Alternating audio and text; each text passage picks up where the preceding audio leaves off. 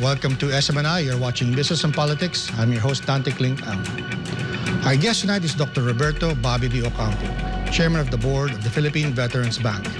He was Secretary of Finance during the Ramos administration when he became the first Filipino to receive the most internationally prestigious recognition given to officials with that cabinet portfolio, the Global Finance Minister of the Year, awarded by Euromoney in 1995.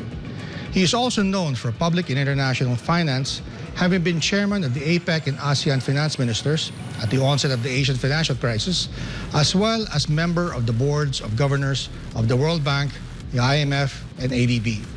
We have wide-ranging questions for Dr. De Ocampo about the Philippines and the external headwinds preoccupying policymakers today. We will begin with what is his reading of the economic landscape and what is his outlook for the Philippines in 2023. Secretary? Thank you very much.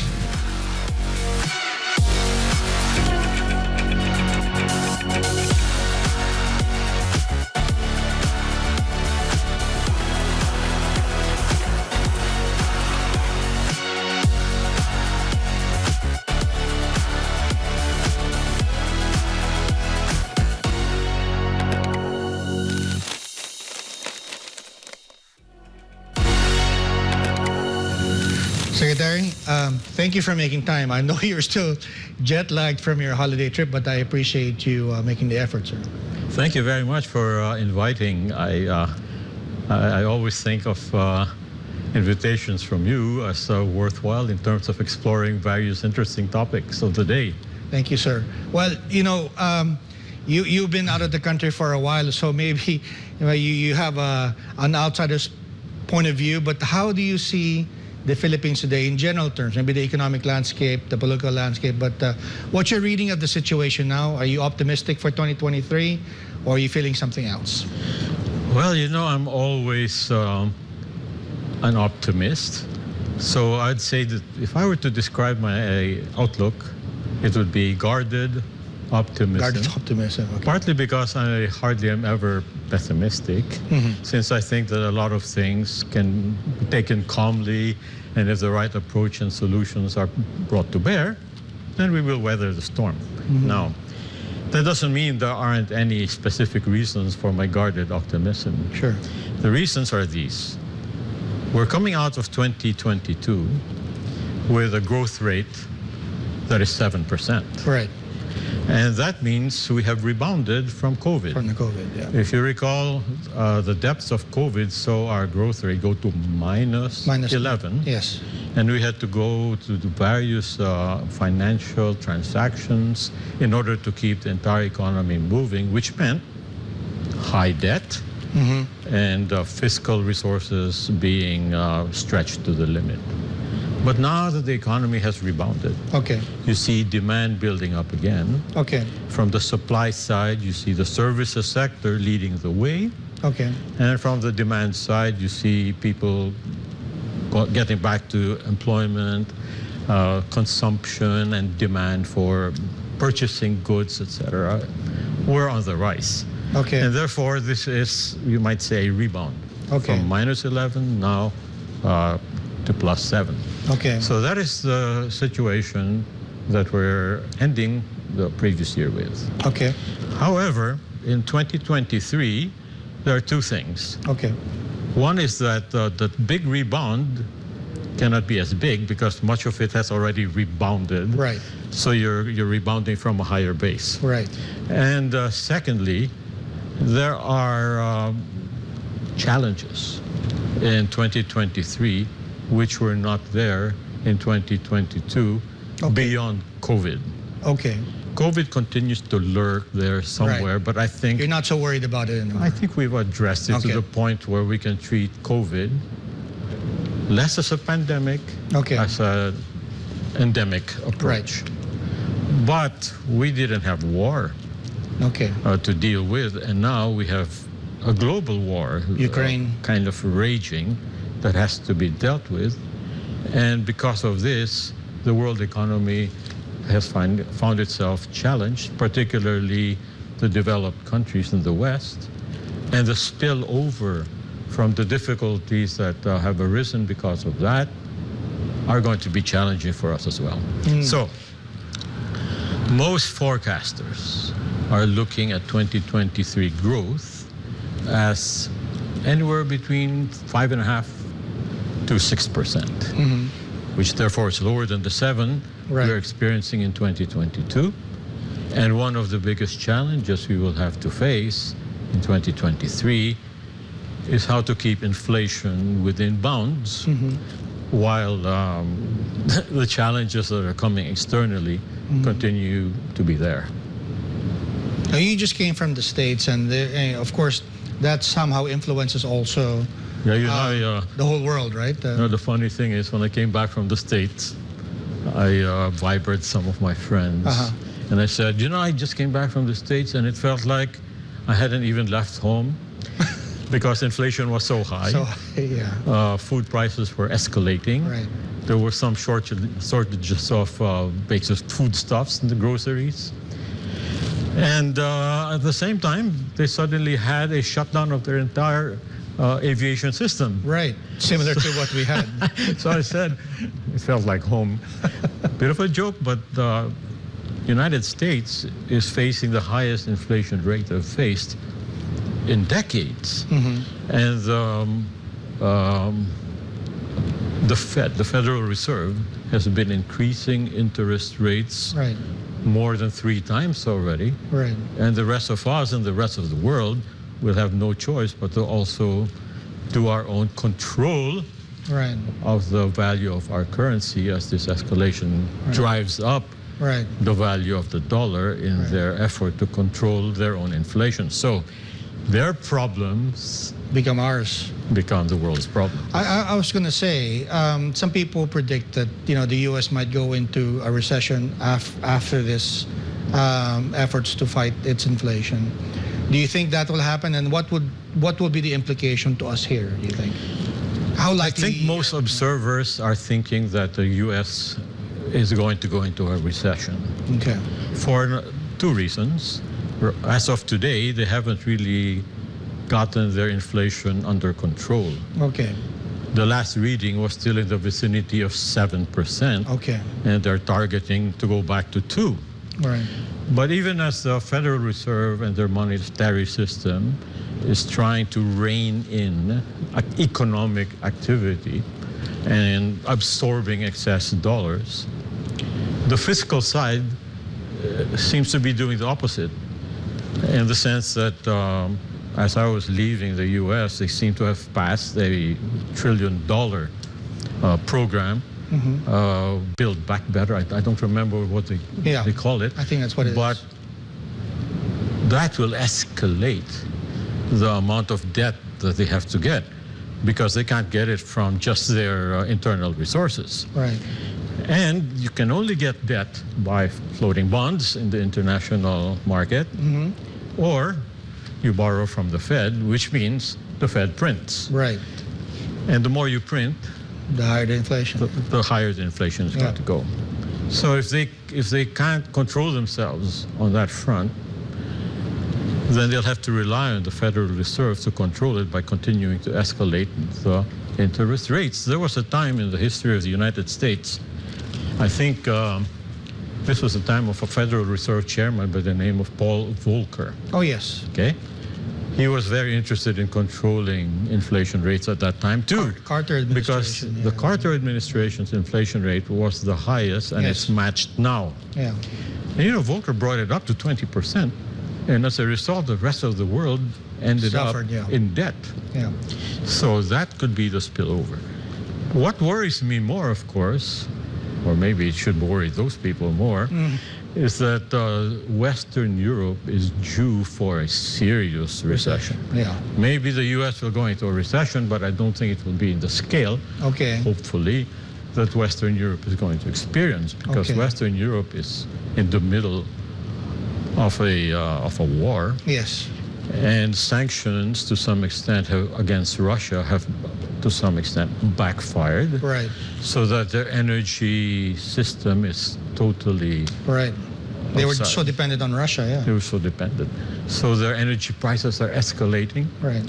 And the imports of fertilizer, wheat, and so forth that they get from Russia and Ukraine are now in short supply, if not cut off. Yeah. So the supply chain. Anyway, all of that is going to make life extremely difficult for Europe.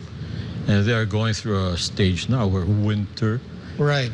is upon them Right. at a time when energy costs are escalating Yeah. and supply chains are aggravating the entire situation. So these are the things that are going to make the global situation a bit more challenging. Is there a way to insulate the Philippines? I mean, perhaps not completely, but are there maybe policy interventions that can help mitigate the ripple effects? Yes, there are, but not all of them will be, you might say, will make a 100% solution. The first, of course, is monetary policy. Right.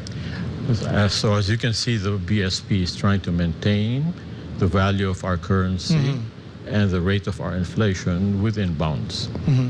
And that they're doing, on the one hand, by escalating interest rates gradually in order that the economic activity doesn't overflow to inflationary rates. Okay.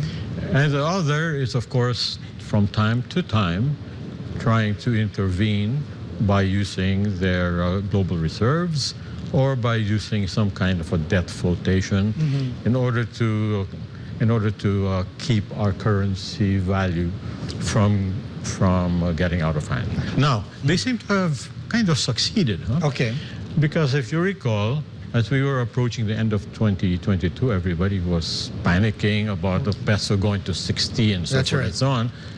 But as of yesterday, it's just 54.9 something, or something like that. So the monetary part seems to be fairly well under control, although I don't see them stopping escalations of interest rates if the U.S. and the Western Europe continue to escalate there. That's why I said it's not a perfect solution, because some of it will depend on the moves of the big guys. The second, of course, has to do with being able to control prices of commodities. There are two commodities that we have to be careful about. Okay. Whether it is the short term or the long term. One is energy. Okay. And the other is food. Okay. Very critical to the economy. Energy comprises the biggest chunk of our importations. Okay. And energy prices, of course, are escalating because of the war, mainly. And it's going to reflect on fuel prices at the pump. This may be a controversial statement. Okay. But that solution, the approach to that problem was done by India by importing Russian oil at a discount. Okay. To the chagrin of the West. Of the West, yeah. But India's response was, hey, your enemy is not my enemy. Right. And I'm acting on my own national interest. Are we vulnerable to sanctions? I mean, well, I know we're diversifying our trade partners, right? But what should I say? Activity. Okay. The drumbeat. Right. Of the West is to try to isolate Russia, make it a pariah state, right, and get as many other states either by friendship or by persuasion to go along with the game plan. We have always been vulnerable to sanctions and so forth that could have a effect on us as well. However, if India is to be a model, that may be something to explore. Many countries are in the process of importing Russian oil indirectly. Well, I'll leave it to our Department of Energy and Foreign Affairs people to figure that out. But many countries have decided that it is in their national interest to look for the lowest price of fuel they can get their hands on. Sanctions from the West notwithstanding. Okay, that's energy for the short term. Right. I say for the short term because there is also this move, and the president announced it, of bringing down our pollution levels, Yes. et cetera, With renewables. and going to renewables much more by some year, I don't remember what, 2040. Yeah. And that has to be done smartly. Okay. By smartly, I mean probably the best example of not doing it smartly would be Western Europe. Okay. They decided to go headlong Right. into solar and wind Right. and so forth, while at the same time being dependent On on Russia. Russian oil. And as a result, they have the highest energy prices Right. anywhere. Yeah. And it has been proven time and time again that while solar and wind might be commendable, cleaner, and so forth and so on, neither one has yet proven itself to be reliable base load energy sources. Right. As a result, you still have quite a number of countries using other fuels, natural gas, some still coal, and there's a prospect of looking again at the viability of nuclear power. So I bring that up because it is important, therefore, for our country not to just suddenly jump into this fashion of saying that, oh, because of climate change, which is going to end the lives of the entire world by a certain date, Yeah. we got to put windmills all over the place and Yeah. so forth and so on. We to be smart. have to transition our energy composition in a rational manner. That's energy. Now, food. Let me, I'll get back to food in a minute, Secretary, because you're giving us a lot to chew on. We just have to take a quick break. This is Business and Politics with Secretary de Ocampo.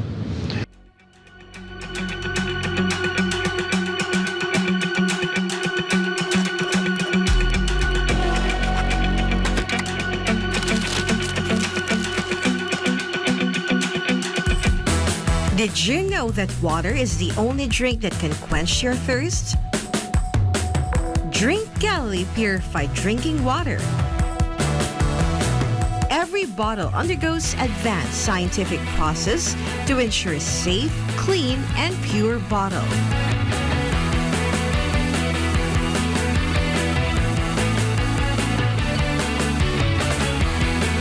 So what are you waiting for? Drink Galilee Drinking Water. Every bottle is a labor of love. For delivery, contact Galilee Purified Drinking Water at 0956 658 4195 or 0998 466 0202 or 8572 1869.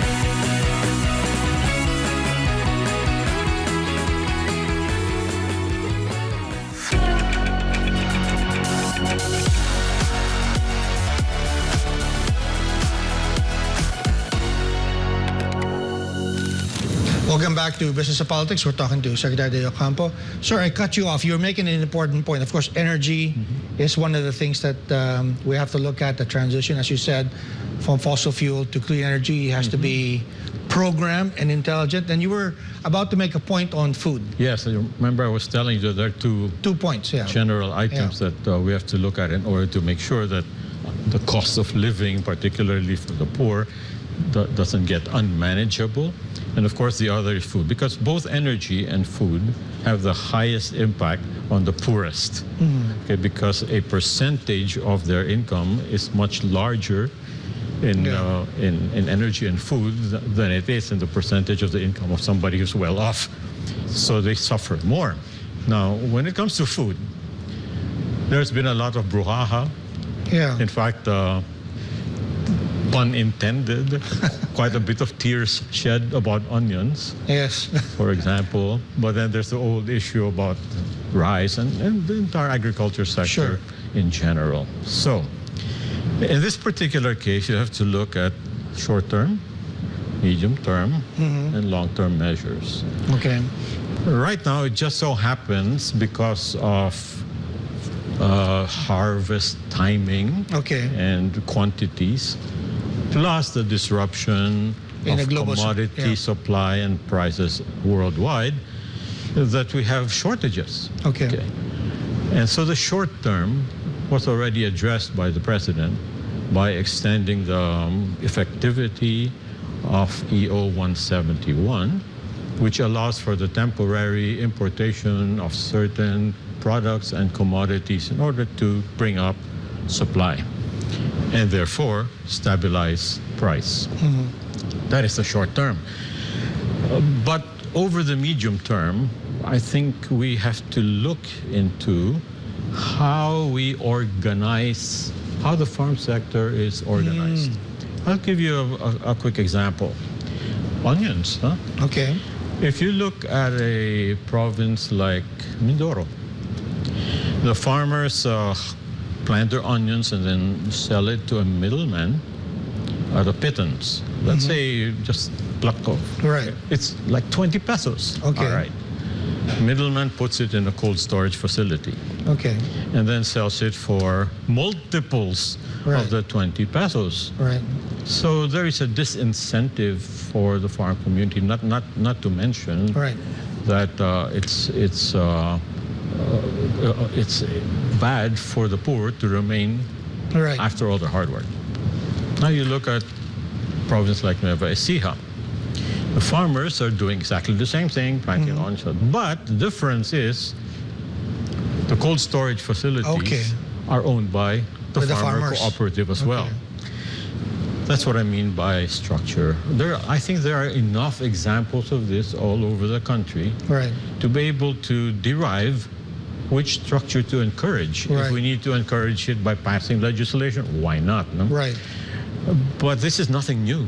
All right. The farm sector of Japan is based on cooperativism that is all the way from the plant to the grocery. Right. And there's no need for us to reinvent the wheel. We just have to make certain adaptations in order for that to take place. Or else, if we don't do it, we'll always be crying about the poor farmer and the bad middleman who's always shafting them and so forth and so on. That is the medium term, aside from continuing to build up our infrastructure. Right. Why is that important? Because unlike, say, Vietnam or Thailand, which is a contiguous land area, Right. you know, We're an archipelago. we are 7,000 Islands. You know, it's very difficult to move around, interconnect Yeah. and to move goods from one place to the other. So we have to make sure that the infrastructure that allows the least cost of moving the product from one island to the other works properly. We started this in previous administrations. Remember the RORO and all that? Oh, yes, yeah. That was partly to move people, but was also partly to move goods. Right. Because we always had this standard saying that it's more expensive to ship From Mindanao to Manila than from Manila to San Francisco. Yeah. Yeah. Old tune.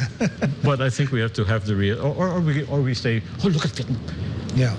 We have to come to the realization that our geographic configuration is different. And therefore, we have to come up with an innovative approach to our infrastructure of moving goods and so forth in order to take into account the fact that this is an archipelago. Right. Now, if you add to that the fact that under the Mandanas law, Yes. you end up with the authority and the budget for determining the prospects of agriculture down not to the LGUs. It's devolved, yeah? It's devolved. Yeah. This can be good or this can be bad. It can be bad if the devolution results in a haphazard More basketball courts. Waiting sheds. But even if it was about agriculture, Okay. you know, agriculture has to be to some extent Okay. done on some kind of a mass Okay. produced. If you want to go from backyard agriculture to industrialized agriculture, but you know, it can be a winner if the funds are utilized to start agri-research and increase the technological capability of the farmer. Big plantations, for example, Del Monte, etc. Yeah. Well, the president is in Davos right now. I think he'll be coming back by the time the show airs. He's talking to businessmen. He's talking to a few heads of state as well. What should he be negotiating for? I mean, you mentioned these problems with energy, with food, the need to continue infrastructure. Well, I don't really know if Davos is a good place to do it. Okay. Because that is really much more a geopolitical and very Western-oriented gathering. And with the Ukraine-Russia thing distracted they're distracted by that. The last thing they're talking about is Philippines. Yeah. But to his credit, the president has already made other trips. Yes. And supposedly has brought back some pledges, and maybe those can be translated. But as I was saying earlier, there are certain things that we ourselves have to do. We can't rely on just inputs from them. And so for the longer term, because I went from the short to the medium, from the longer term, particularly when you're talking about moving from what do you call it? Subsistence agriculture to industrialized agriculture. From backyard to... then perhaps for products particularly like rice, which are always politically volatile, we may have to review the land reform law. Okay. Some people are disappointed that the president has taken upon himself the role of being Secretary of Agriculture. And of course, saying that he's got to pass it on to some. There are pluses and minuses to that argumentation. The plus for me is that if he decides to do something truly, what should I say, groundbreaking, given his political capital, he might want to be able to convince the farm community that tweaking the land reform is not a bad idea. Because the land reform right now is structured in such a manner that you just fragment farms. Right. And you'll continue to fragment farms. You don't have scale, You don't have scale, but there are ways by which you can recover scale by tweaking the land reform, and then you've got scale, and everybody is going to benefit from it. Yeah, we'll pick that up after the break. We have to take another commercial break here, Secretary. This is Business and Politics. We're talking to Secretary Ocampo.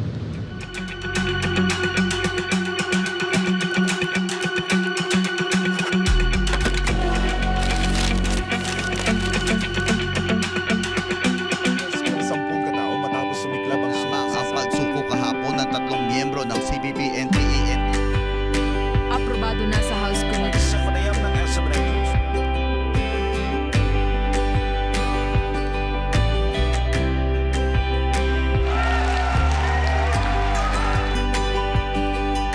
Pag ang totoo ay totoo, lilitaw talaga yan.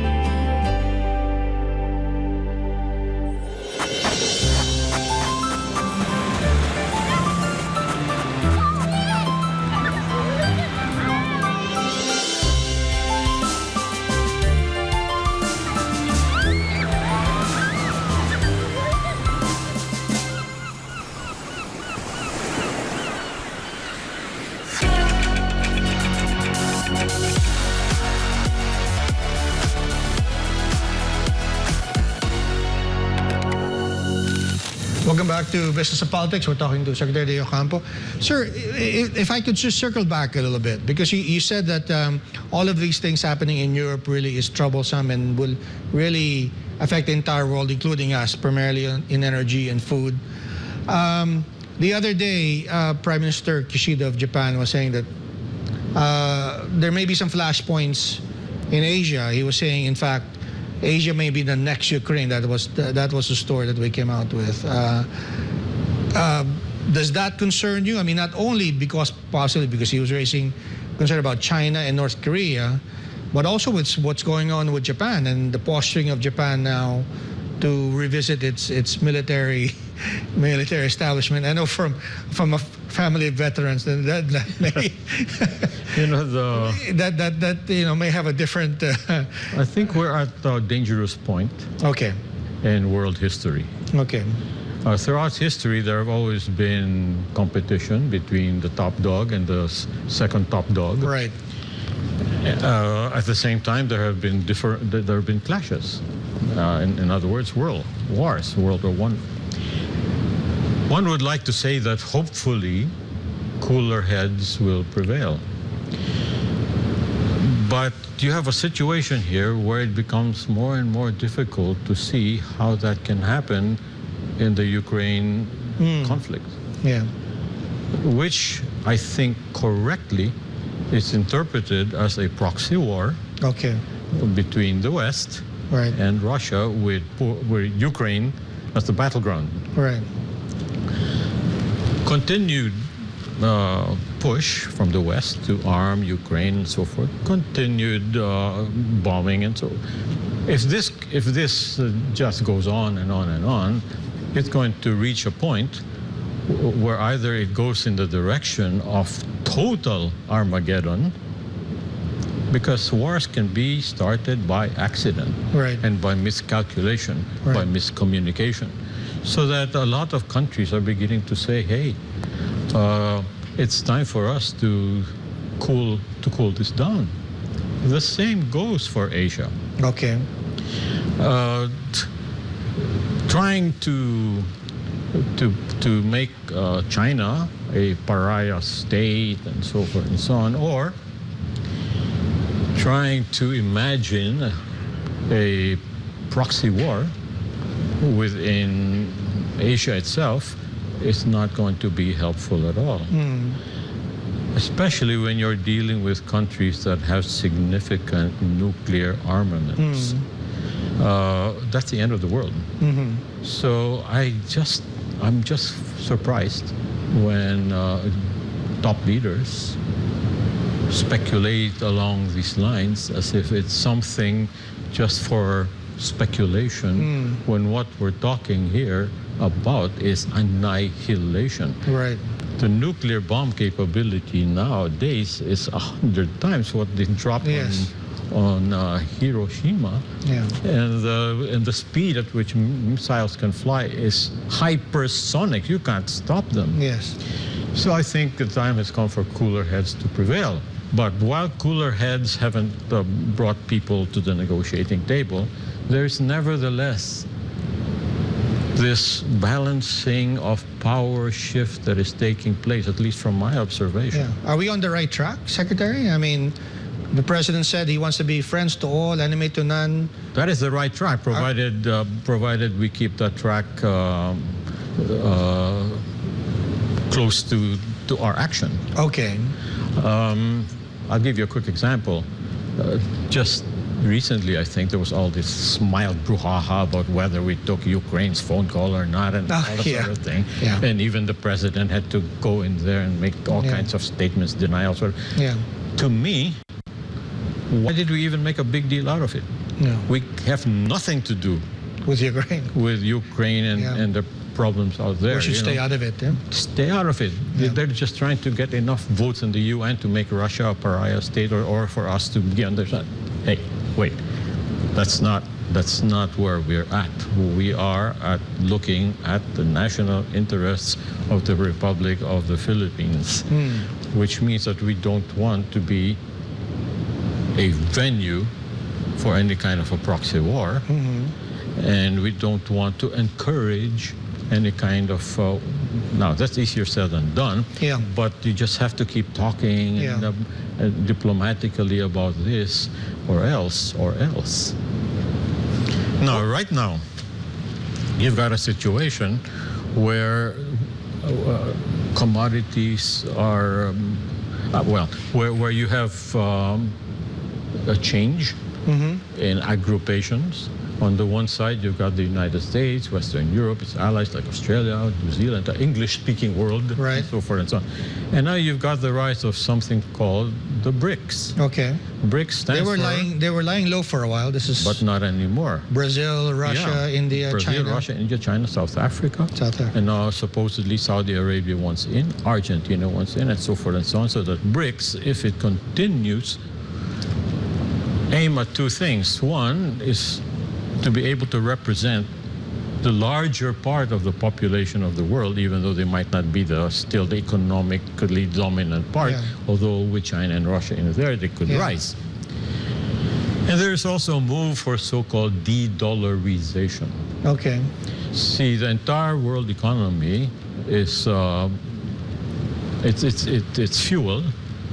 It's the dollar. It is the main currency of reserve. Right. It is what you pay if you want fuel and so forth. Right. But right now, because of sanctions, some countries are looking for ways by which they can be sanction-proof. Should we look at maybe ASEAN? I mean, because we can't be part of, or we're not part of BRICS. We are part of ASEAN, Yeah, and the should position we- of yeah. ASEAN right now is the same as what our president said. Okay. We are friend to no one. I mean, we're friends to of everyone. Enemy to Enemies none. of no one, yeah. I think we should stick to that because if we want to promote dialogue and look for an honest broker to get sides to Right. to go towards a modus vivendi, Right. then you may need an ASEAN that doesn't appear to be on one side or the other. You said you were cautiously optimistic about the Philippines. Do you share the same assessment about the world, or you have a different view of that, given all of these today, things? Okay. as of You're today. qualifying it. As of today, I lean more Okay. pessimistic, Pessimistic. especially for what's going on Global events, in yeah. Europe. Yeah. I don't think the China part of it is as You don't see it spreading. I don't see the China issue because there's the ASEAN and Yeah. there are enough people, there are enough cooler heads who can Yeah. keep that from happening. But the European one is worrisome.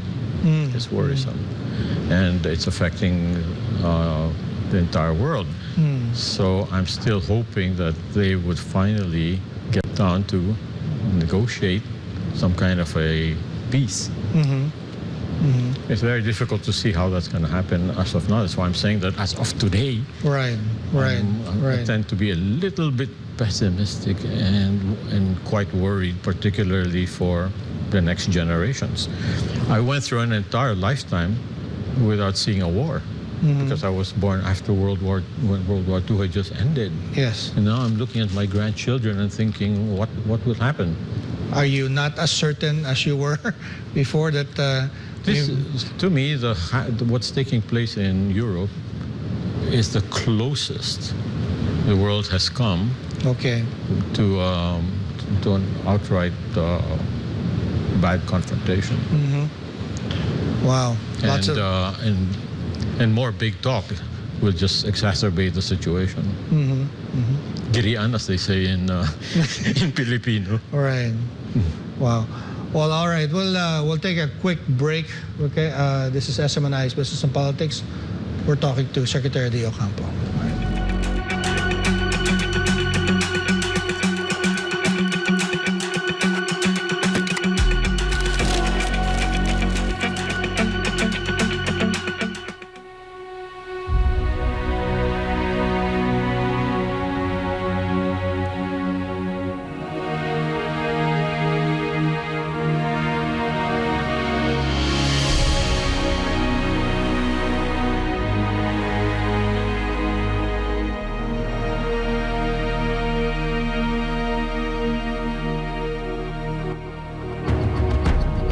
We don't need to explain because truth needs no justification. We are not afraid because the truth will always win. When we ask questions, it's always for the good of all. We question to build, not to break. We question to clarify, not to confuse. We question to protect, not hurt. Truth hurts, but it heals. Tune in to SMNI, where truth is free. SMNI, defining true press freedom.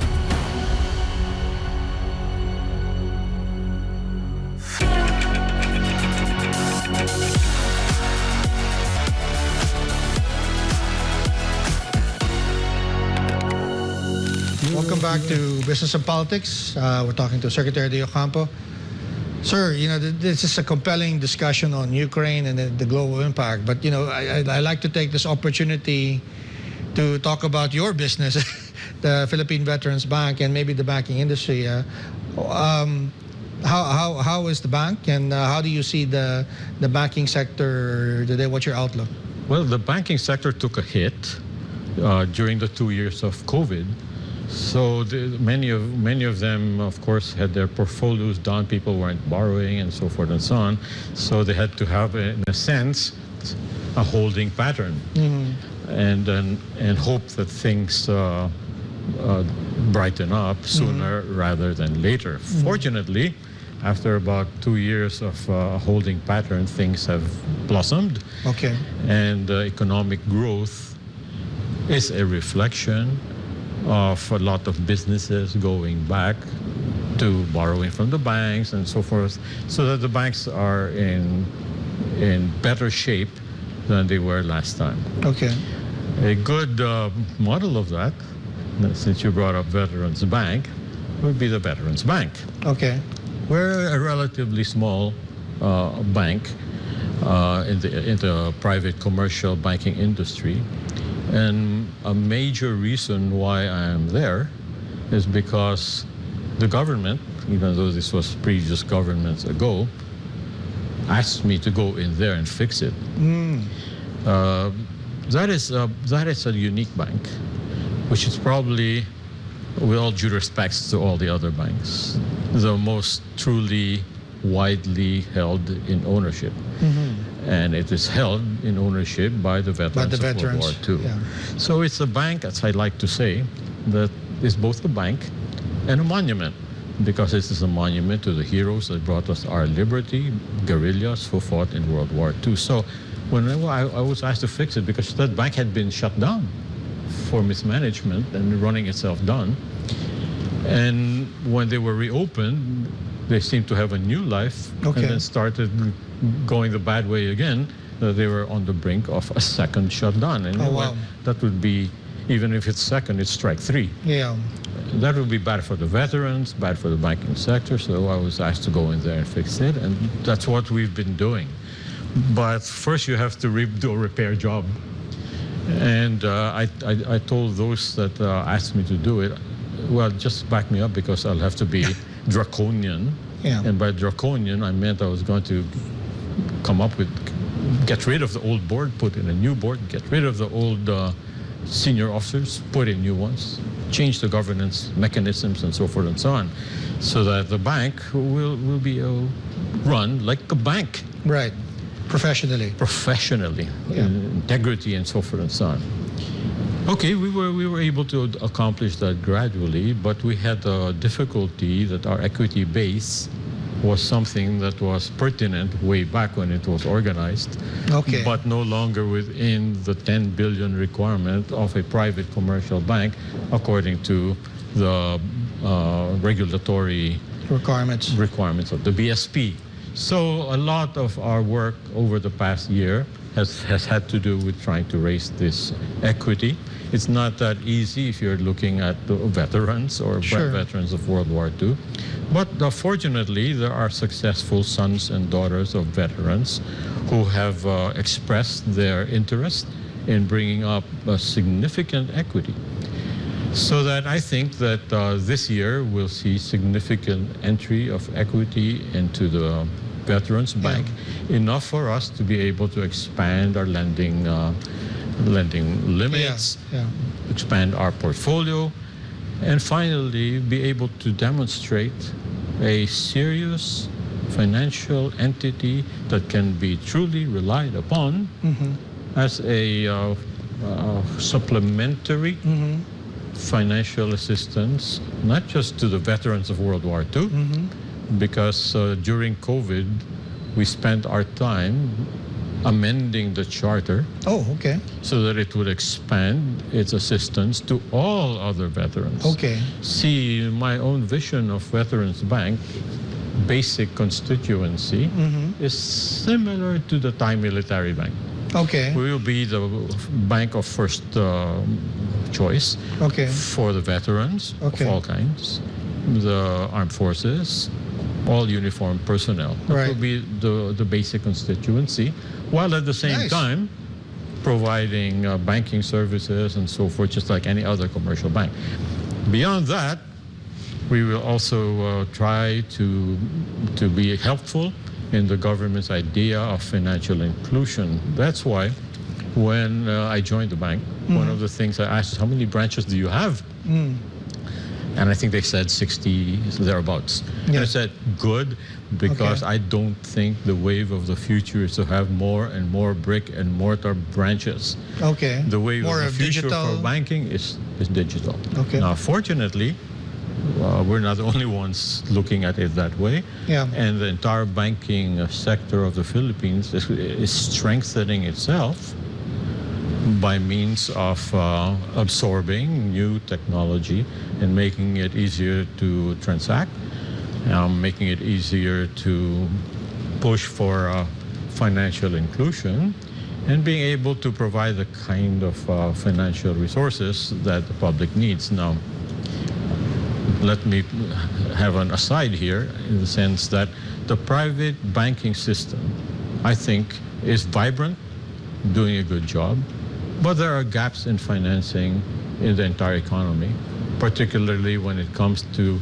long-term financing for, say, infrastructure and large industry and agriculture financing. Yeah.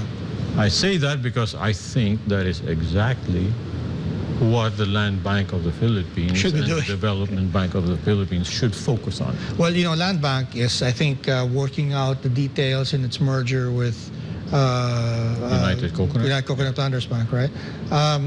What's your take on that? Is that the good move?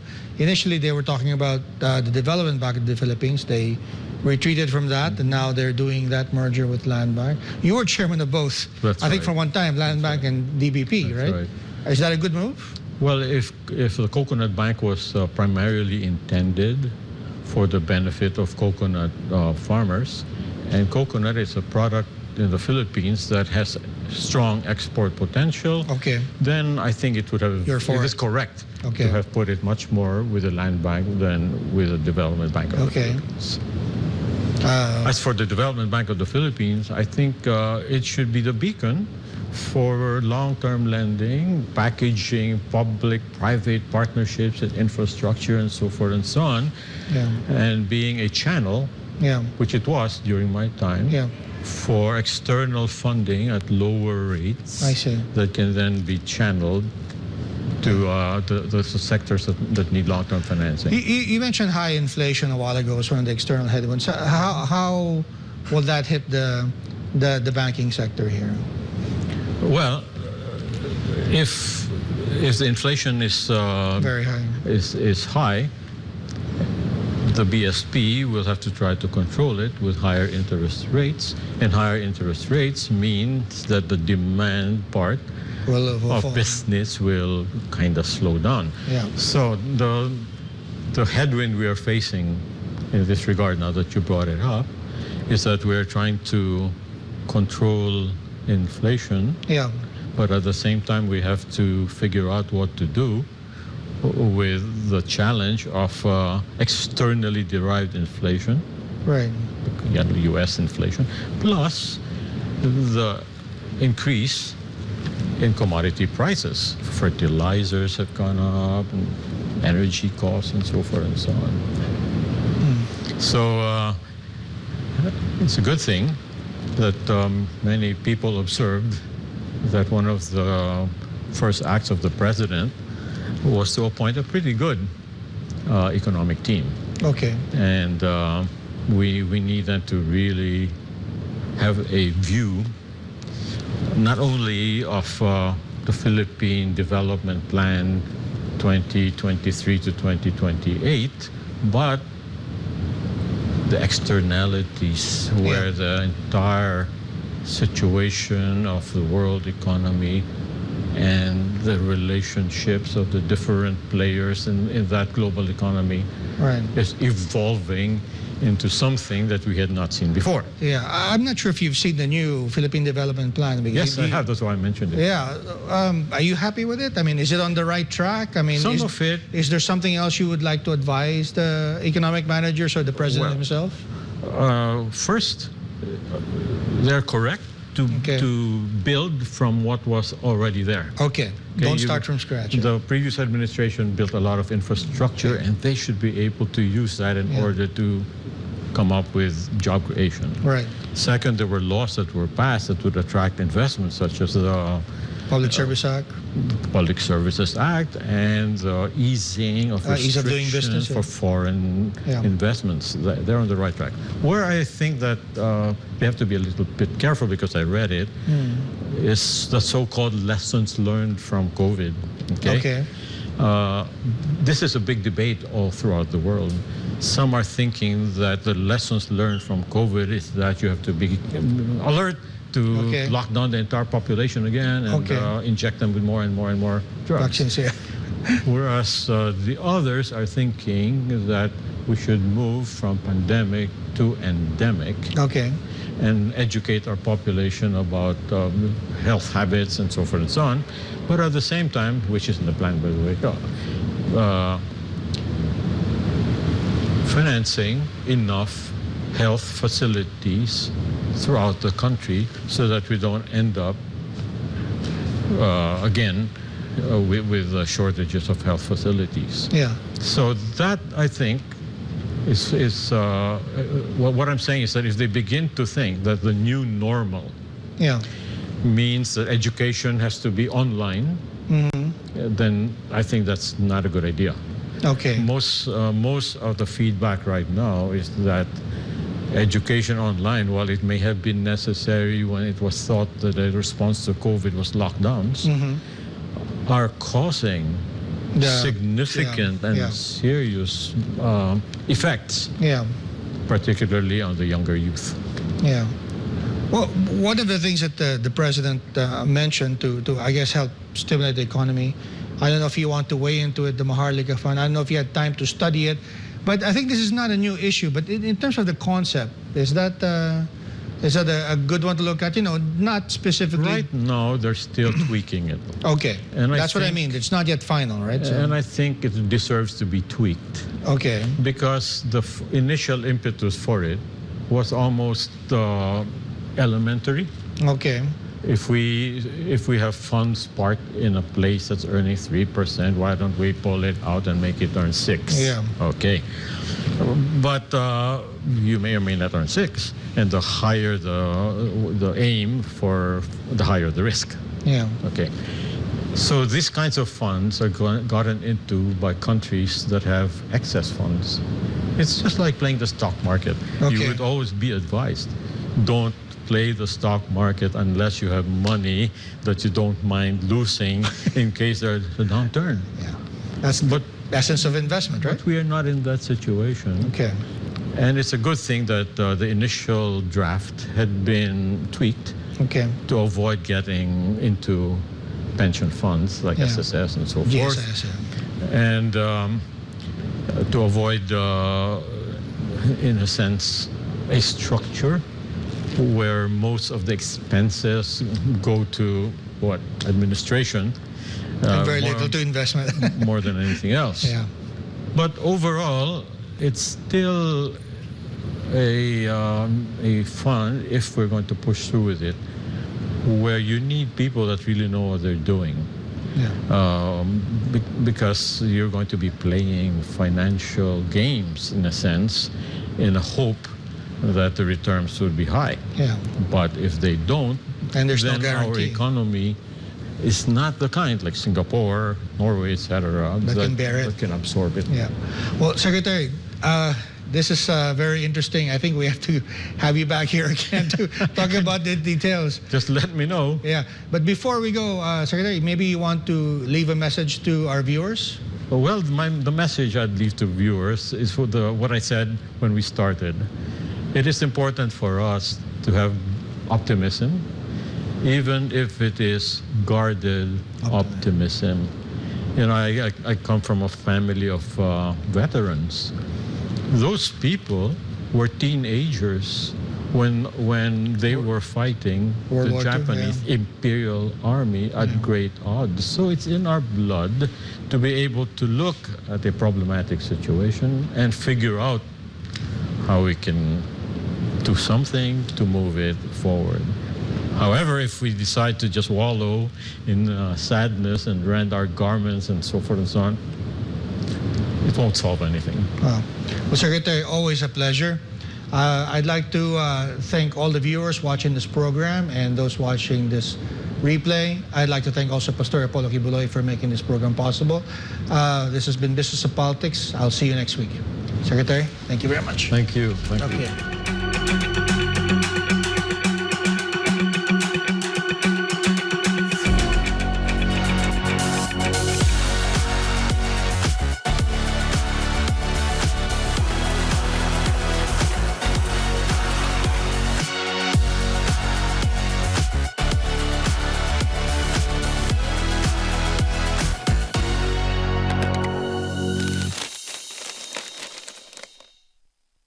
Rescue ang 10 katao matapos sumiklab ang